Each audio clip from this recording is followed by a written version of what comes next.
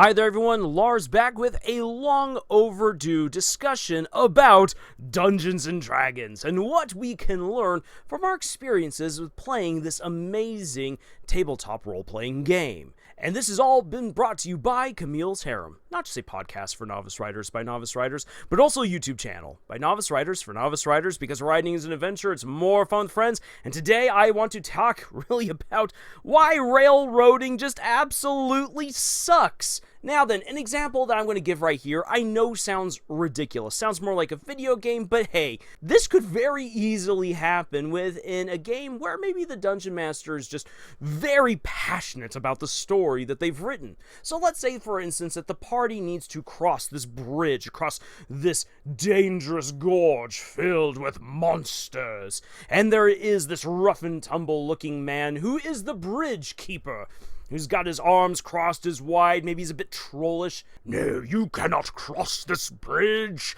not unless you give me your blood." And then the characters are like, yeah, no, none of that, and they turn around and start going the opposite direction, and the Dungeon Master's like, no, I need you to come back. Starts like hurling giants to now chase them back towards the bridge, so they've got to cross the bridge. Or maybe drop an ancient dragon on top of them, so that way they rush back to the bridge. Or maybe the somewhat trollish guy there at the bridge is like, no, come back! You don't understand! I don't want to kill you! I just need your blood for a special locating, transporting spell, so that way I can call you back here for important side quests, where you will gain XP and loot and important background information for later on in your quest. And anything that I've just said right there could be interesting in its own way, but not in that particular scenario where the Dungeon Master is very clearly trying to force the players into a situation where they are locked into a pact with a DM NPC, so that way the Dungeon Master can, at their convenience,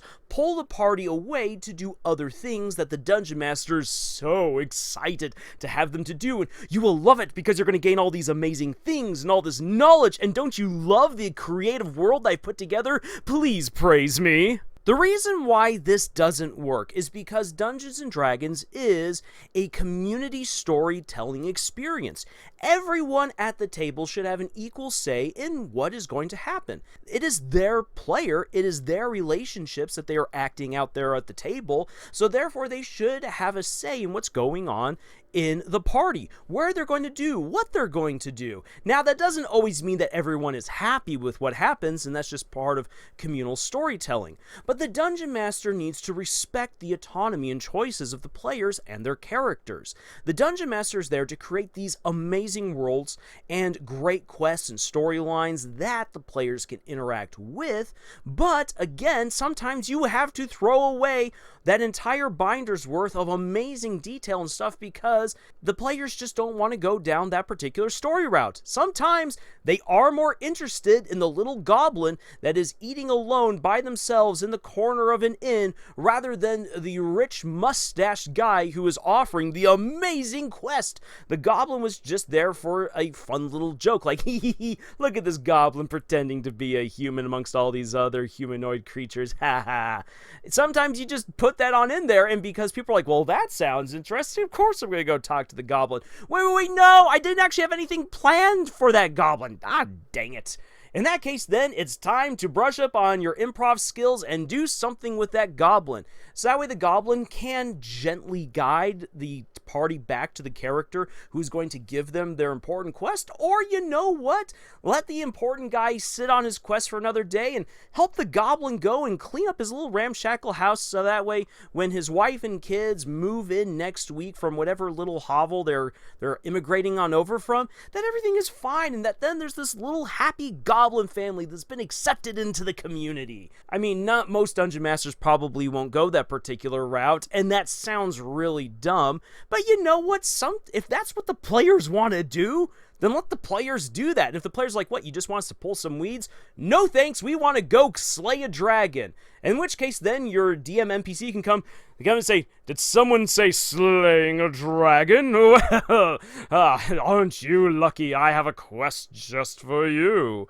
See, you can, with improv, adjust things, let the players have their autonomy to talk to the other people in the inn, and then nudge them gently into such a place where they feel more inclined to talk with the person who's going to progress the story along. If you take away the player's agency to do the things that they want to do, to go where they want to go, to talk to the characters that they want to talk to, well, then that makes it a little less fun for them to play. And then it makes it feel like their actions don't really matter unless it is the actions that the Dungeon Master wants them to do. And the thing is this, that most people come to play Dungeons and Dragons not to be railroaded through a story. If they want to do that, they'll read a book or play a video game. No, they're here for the creative fun, to do whatever they wish to do. Now then, as a Dungeon Master, you can overcome some of this by having not drastic evil consequences for them doing the stuff that you don't want them to do,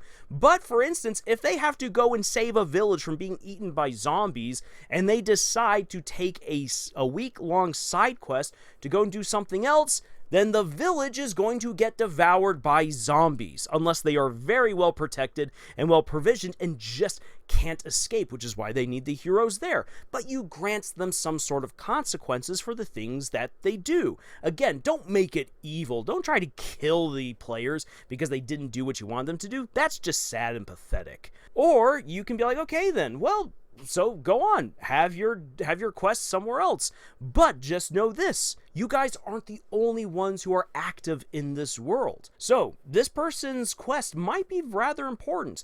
Your perception, your passive perception tells you that this person's really urgent about gathering together a party for such and such deeds. It is your choice to decide what you want to do. But just remember, everyone in this game has their agency and everyone has their own agenda. So things are going to happen whether you want them to or not. And that actually makes the game stakes go on up, because the players are always going to be wondering, well, what else is happening in this world? And you then, as the Dungeon Master, can continue to have your story play out while still respecting the autonomy of your players. Let them come to learn about this world.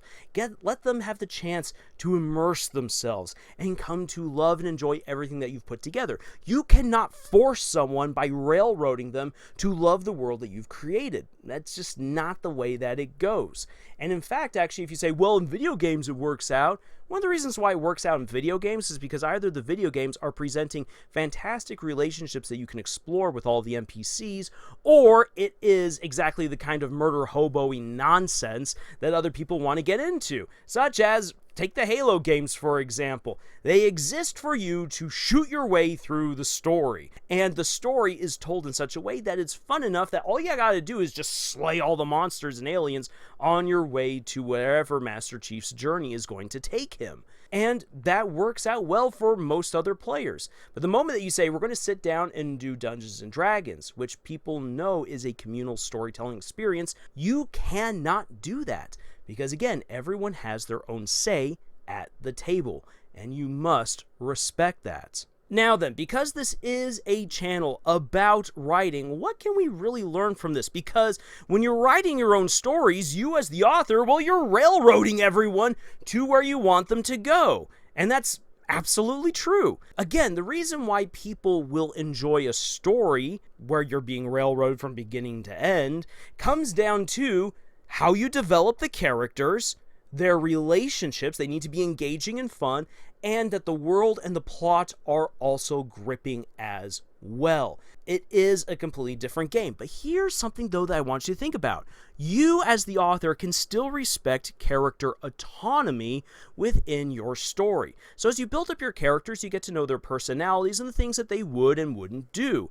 And if you decide to make your characters do something that they obviously never would, then that takes away from the immersion, from the suspension of disbelief that your audience has given you in order to enjoy the story. If you have a happy-go-lucky, tricksy little character who is always causing mischief and everything, if that character suddenly becomes very serious and says we must have a plan, there has to be a reason for it. If it just comes out of left field, it feels like a betrayal to the character. If you want to take the tricksy, happy-go-lucky person who seems like they never had a plan a day in their life, but suddenly they become serious and want to work well with other people to get a specific goal accomplished, you have to then explain and show how maybe there is this great villain from their past that they must overcome, or maybe their family is in danger and they realize that the way that they've been acting throughout their entire life cannot help out the people that they love in this moment, or maybe they've become very attached to a community or to someone that they love, and that they now need to get serious either for,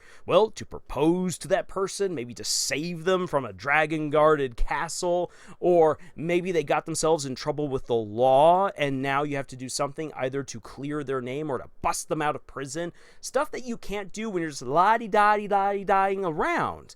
That's just one example. And there's so many examples that you can get into where a character's personality or their backstory is challenged by some of the stuff that happens within the plot, and there you have to then justify their particular reaction. The characters do not exist to simply help the plot progress. If you treat your characters like that, they're little more than just pieces on a chessboard.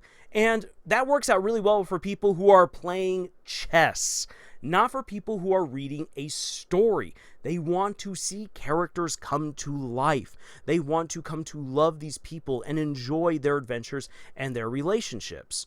So in that regards, you have to still respect the autonomy of your characters.